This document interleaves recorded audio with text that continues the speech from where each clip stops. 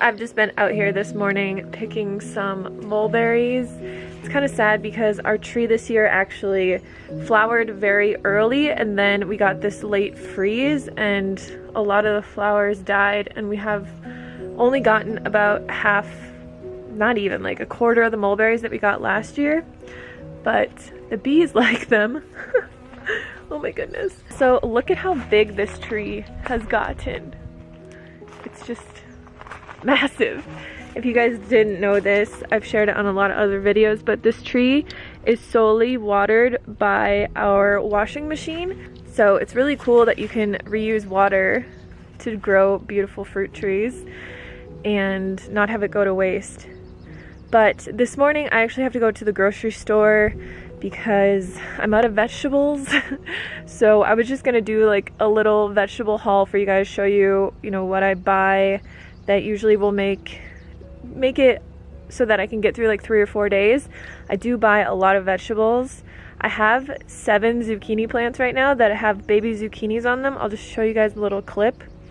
So I did get a big zucchini off of one of them the other day, and I have some cucumbers growing as well, so that's exciting. So once those start producing a lot, hopefully I won't have to buy so much zucchini, because I eat a lot of zucchini, which is why I planted so many plants. But I'll show you guys those plants, and then I'm gonna run to the grocery store, and then we're gonna do a little bit of meal prep.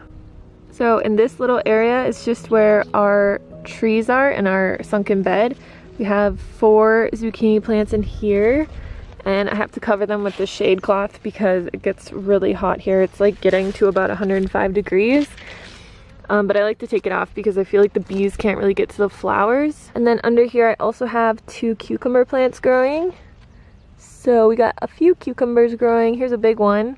And these are just the English cucumbers. These little guys are all green beans that I planted like a week ago, and they're already getting so big. And then in this raised bed, I have 2 more zucchini plants and 2 kabocha squash plants and also a bunch of cucumber plants. But these guys actually have a lot of zucchini growing on them. So there's probably like between each plant, maybe 6 or 7 zucchinis growing. I can't get super close because I'm trying not to get stung by a bee. But yeah, there's a bunch of little tiny zucchinis. There's like 3, and then there's a bunch of baby ones back there. And then these are kabocha squash. And then another thing I planted was all of this corn. So I think we have like 15 corn plants, and they're growing really well, even in this kind of desert heat out here. Alright guys, so I'm back from the store. Our grocery store finally started to let us use reusable bags. For the entire time of the coronavirus, they required that like everything had to be in plastic bags, so you couldn't even use these little reusable mesh produce bags that I have. But I'll show you guys what I got. So I got 2 bunches of kale because I'm going to make some kale chips today, and I'll show you guys how to do that. It's a really good way to get in extra veggies. Because you can just season the kale and then like they just taste like chips. If you guys like kale chips, it's just a really good way. So then I got some carrots, I got some lemons for my tea and for dressings.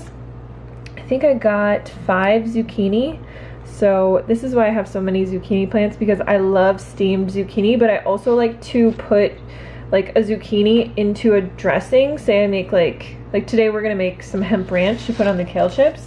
So I put a zucchini in here, and then I just use a few tablespoons of hemp seeds, and it makes the dressing go a lot farther, and obviously you don't have to add as much fat. Also got some blackberries just to top my oatmeal with, or some of my, if I make like a smoothie bowl or an ice cream or something like that.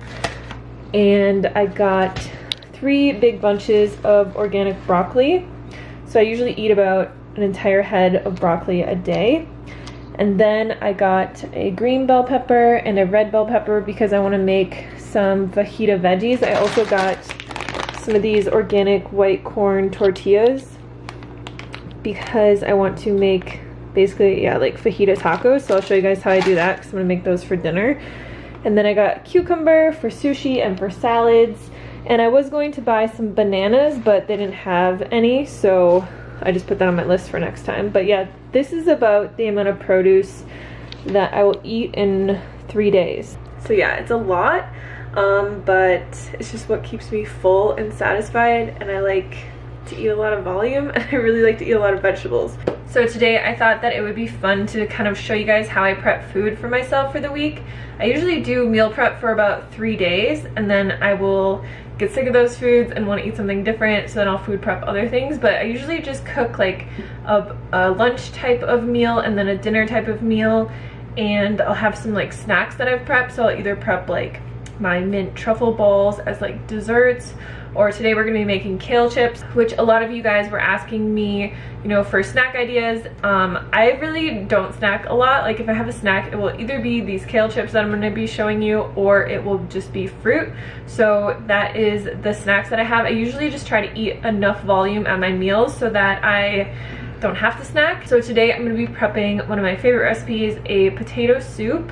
And then for the dinner meal, I'm going to be doing just like some fajita veggies, because usually I'll just put that with rice and then some like black beans or something like that, and put them in tortillas and eat them. Derek will eat the same food as me, but like if he has the fajita veggies and stuff, he might add like some Beyond Meat or something like that to it. So we do eat the same foods, he'll just add like different things to his. I also always have steamed potatoes and sweet potatoes in my fridge to just grab in case like I don't want to have something that I prepped. If I want to just have, you know, like some roasted potatoes with some veggies, or sweet potatoes, I like to eat them just with maple syrup. I always have these in my fridge, so I've just put them, the normal potatoes I put in the Instant Pot for 10 minutes with a steamer tray on the bottom and like an inch of water, and then I just cook them for those 10 minutes, and then I take them out. And you want to keep them uncovered, because if you cover them, they will get like super slimy and gross. And then the sweet potatoes I just put in my air fryer for 30 minutes on 360 degrees, and then I let them sit in there after they have cooked for probably like half an hour or whatever. Remember to take them out, and then I just put them in the fridge. And whenever, you know, I feel like having some sweet potatoes, pretty much the only way that I actually eat sweet potatoes is dipped in a little bit of maple syrup. I don't know why, but to me it tastes like pancakes. So yeah. So yeah, that is what we're gonna be doing today. I will leave all the recipes and everything down below for you guys. And yeah, let's get cooking.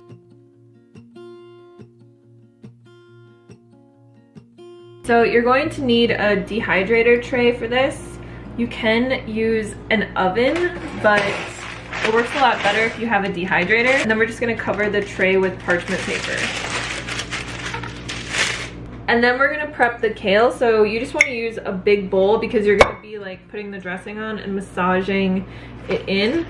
And then we're just gonna take our kale and remove the stems. So you basically just wanna take it and pull down the sides until you get the stem out. And you can always save the stems and juice them. I haven't been juicing a lot lately, so I just compost them, but they're not really good for much other than juicing, because if you put them into a smoothie, I feel like they add way too much fiber. But if you guys have a problem getting a lot of vegetables in, this is a really good snack that I like to have. And usually I'll eat this alongside a smoothie, because I feel like I have smoothies a lot because it's so hot here, but I feel like they're not extremely filling. But if you eat like even half a batch of this, it will make you very full. And then once all the kale is in this bowl, I'm just gonna take my kitchen shears and just lightly chop it up so I don't have any like really huge pieces. So for the dressing, we're going to need 1 zucchini, and you can peel it if you want. I usually don't.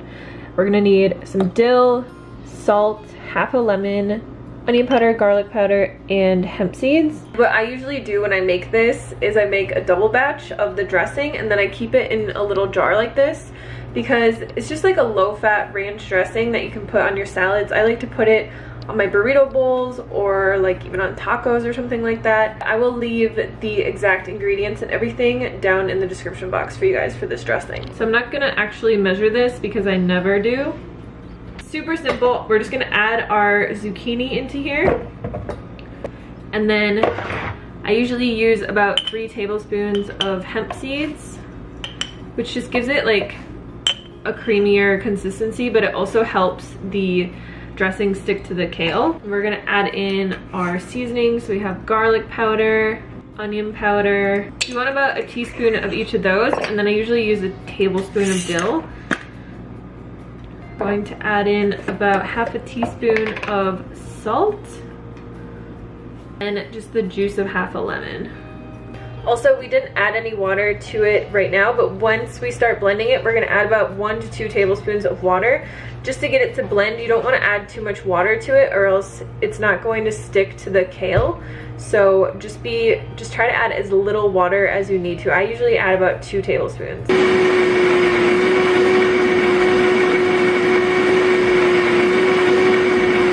So this is about the consistency that we want. If you had to add a lot of water to it to get it to blend, what you can do after is just add in some nutritional yeast to just thicken it up a bit.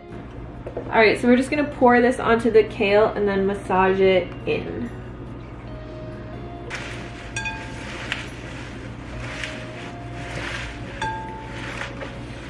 All right, and then all we're going to do is just put this onto our parchment paper. So yeah, you just want to spread this out as much as you can without having it go off the parchment paper. It's fine if it's like on top of each other, then you're just gonna get like those big hunks of kale chips that are like the best part of the bag whenever you buy them. Oh my gosh. All right, so I'm gonna just put this in our dehydrator, and there's so much kale, it's like not fitting. Oh no! Don't let it fall out. Okay. Oh my gosh, this is so hard to do with one hand. All right, I think that'll work.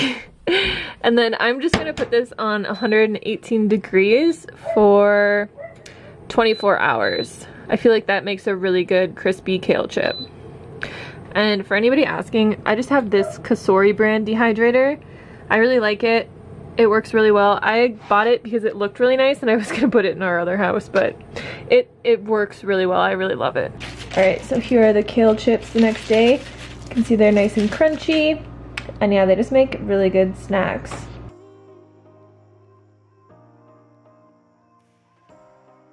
All right, so this potato soup is something I make every single week. It's like my go-to meal. It's super filling, delicious, everything great. So basically to make this, we're just gonna take some onion and garlic, and I put a little bit of soy sauce in a pan and I use that to saute it. And then we're just gonna add in some celery and carrots and let that cook down for a little bit until it's just nice and fragrant. Then I have 3 to 4 russet potatoes that I just chopped into little cubes. We're gonna add that in. Then we're gonna add in some water. I usually just use 2 cups, which makes it turn out more like a stew than a soup, but you can add more water if you want it more soupy. I just kind of like it thick like that because I feel like it's more filling. And then all we're gonna do is just put this in our Instant Pot for 5 minutes on manual pressure. If you're doing this on the stovetop, just bring it up to a boil, cover it, reduce the heat, and cook it until the potatoes are soft. So the secret ingredient here is you want to add in a bunch of fresh herbs. So I just pick whatever in my garden. I had dill, basil, oregano, I think some thyme in there, and then I just add a little bit of nutritional yeast and black pepper, and this is so good. It's just like so filling, so flavorful, so delicious. There's tons of veggies in it. It's just the greatest meal ever.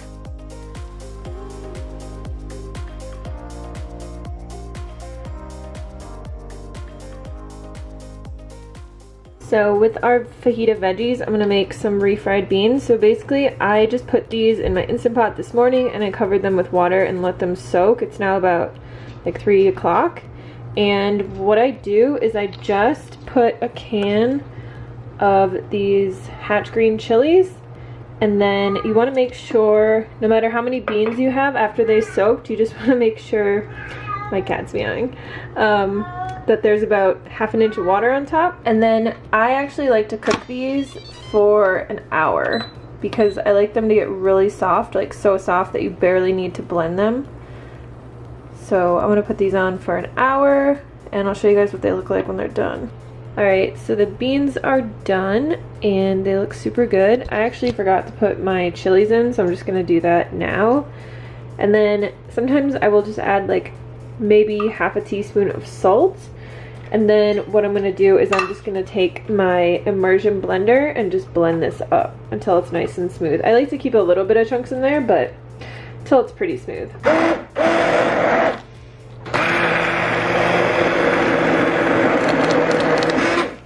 And then this is what it will look like. It looks a little bit soupy right now, but that's just because it literally just got done cooking and it's like boiling hot. But once it cools down a bit, it will be like a really nice thick refried beans that you can put on tacos or burritos or burrito bowls. So this will get a lot thicker. See, so this is cooled now and it's so much thicker. Alright, so for the fajita veggies, I have about 1/3 of a medium onion that I'm going to chop up, some bell pepper, green bell pepper, baby bella mushrooms, and then I have king oyster mushrooms, which if you guys have never had these, they have a very much like meaty texture. They use them a lot in Thailand, and when I had them in Thailand, I was like, wait, is this meat? Because it tastes like, it kind of tastes like chicken, like the texture of it. So you could leave those out, or you could, if you can find them, try them. And then, yeah, I'm just gonna chop these up into kind of like fajita strips.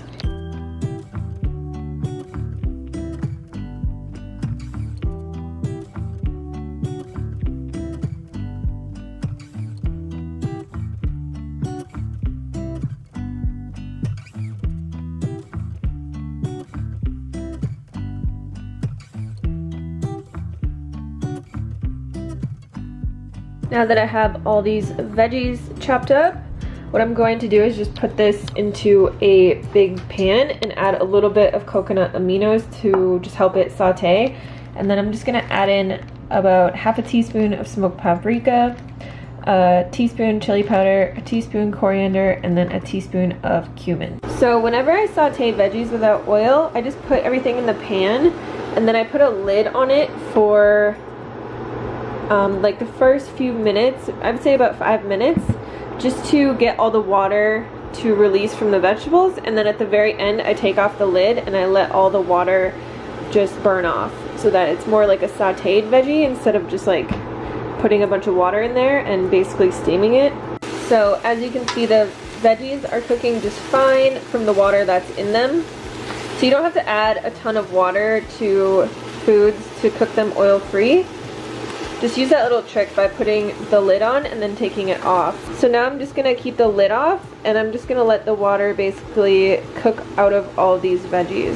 So yeah, I feel like that's really the key to getting things to saute really well, because I see a lot of people adding a lot of water to saute veggies, and I never really add water. I just add a little bit of coconut aminos, put the lid on over medium heat, and then once you take the lid off, you can put it on high heat to just cook off the water, which usually takes about 5 to, I'd say, like 8 minutes. Alright, so here's another little hack that I came up with. Whenever I want a taco, I have everything prepped. So I basically just take a corn tortilla and then I'll just put it in my toaster. These tortillas are kind of big, so it won't fit in there, so I'll just leave it in there until it pops up, and then I'll flip it around, and then you get like nicely toasted tortillas just in your toaster. So yeah, then it's really nice because I have everything prepped. I can just take my beans that I cooked and put those on there. Add a little bit of rice and my veggies. And then if you make extra ranch, you can just put it on stuff like this. Let's put a little bit of the ranch on there. And then I just have some tomatoes and lettuce from my garden. I kind of put a lot in this one, but then, you know, whenever you get hungry, you can just make tacos really quick because you have your veggies, you have your beans prepped, and you just have to toast the tortilla. So I hope you guys enjoyed this type of video. If you did, let me know in the comments box below. I just don't really like to do the week-long meal prep, probably because you know, if that works for you, do that, totally, but I'm a food blogger. I do have to cook a lot and I am at home all day, but I still do like to meal prep some things, you know, like in my Instant Pot, because if I don't have healthy food around, like I'm not gonna do very well. I'm not gonna choose to eat it. I'm probably gonna choose something, you know, quicker and easier. So that's just how I do it. I just like to do a few things that I can get through in 3 days because I don't like to eat the same things all the time. And you know, I can switch up these meals quite a bit. Like I could put the fajita veggies instead of in the tortillas. Like I could put them on top of a burrito bowl or like in a salad. I could just eat them with roasted potatoes. So that's why I just kind of like to prep little things to add. But yeah, that is how I do it, because I do get bored very easily of food and I want to like move on and then cook something different. And sometimes I will get stuck in a place where I like eat the same exact thing for weeks and weeks and weeks and weeks and years and years and years, like sushi. Like I will eat sushi all the time. But even with these meals prepped, like if I felt like having sushi, I would just have sushi. So yeah, that's how I do it. Just find a way that works well for you. I never really prep vegetables very much because it only takes me like a couple minutes to steam them. But if you're going to work and you need to bring a bunch of food with you, I would definitely just steam all my vegetables at home, and then I would probably just eat them cold, but you could probably just reheat them in a microwave. Like I said before, I will have all the recipes and everything down in the description box for you guys. And thank you so much for watching. I will see you on the next video. Peace.